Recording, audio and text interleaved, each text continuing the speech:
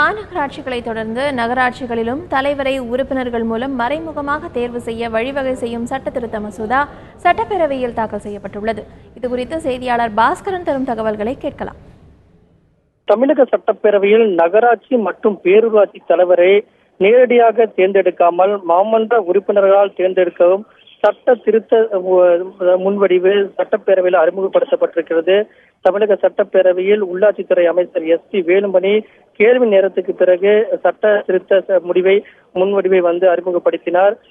அந்த முன்வடிவில் குறிப்பிட்டிருக்கக்கூடிய தகவல் அடிப்படையில் பார்க்கும்போது ஏற்கனவே மாநகராட்சி தலைவர்களை நேரடியாக மக்கள் தேர்ந்தெடுக்காமல் மாமன்ற உறுப்பினரால் தேர்ந்தெடுக்கப்படும் சட்ட முன்வடிவு ஆளுநர் உரையின் போது முன்வைக்கப்பட்டு நிறைவேற்றப்பட்டிருக்கிறது. அதைத் தொடர்ந்து நகராட்சி மற்றும் பேரூராட்சி தலைவர்களை நேரடியாக தேர்ந்தெடுக்காமல் மறைமுகமாக மாமன்ற உறுப்பினர்களால் தேர்ந்தெடுக்கக்கூடிய சட்ட திருத்த முன்வடிவு அறிமுகப்படுத்தப்பட்டிருக்கிறது.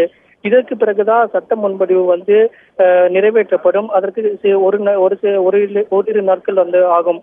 சட்ட திருத்த முன்வடிவு அறிமுகம் செய்யப்பட்டிருக்கிறது சட்டப்பேரவையில்.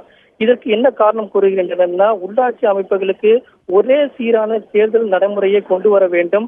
அது மட்டுமில்லாமல் தலைவர்களை மக்களால் தேர்ந்தெடுக்கப்படும் போது மாமன்ற உறுப்பினர்களும் மக்களால் தேர்ந்தெடுக்கப்படும் போது அவர்களுக்கு ஒத்துழையாமல் ஏற்பட்டு மாமன்றத்தினுடைய செயல்பாடுகள் திருப்திகரமாக இல்லாத நிலை ஏற்பட்டிருக்கிறது. இதன் காரணமாகத்தான் ஏற்கனவே மாநகராட்சி தலைவர்களை மக்கள் தேர்ந்தெடுக்கப்படக்கூடிய அந்த முறை ரத்து செய்யப்பட்டு மாமன்ற உறுப்பினர்களால் தேர்ந்தெடுக்கக்கூடிய சட்ட முன்வடிவு அறிமுகப்படுத்தப்பட்டு நிறைவேற்றப்பட்டிருக்கிறது. அதைத் தொடர்ந்து நகராட்சி மற்றும் பேரூராட்சி தலைவர்களை சட்டமன்ற உறுப்பினர்களால் தேர்ந்தெடுக்கக்கூடிய வகை செய்யும் சட்ட திருத்த முன்வடிவு அறிமுகம் செய்யப்பட்டிருக்கிறது.